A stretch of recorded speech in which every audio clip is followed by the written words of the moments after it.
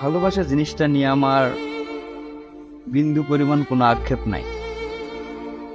মনের মতো একজনকে ভালোবেসেছিলাম, একটা মানুষকে চেয়েছিলাম, বাট তাকে নিজের করে পাইনি।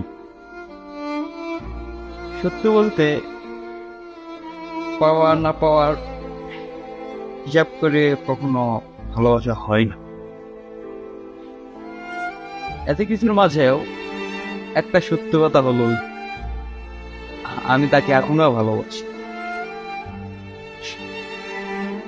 পেলাম কি পেলাম না এসবের হিসাব আমি রাখি না, করি না। পেলে নাকি ভালোবাসার দাম কমে যায়, মূল্য কমে যায়।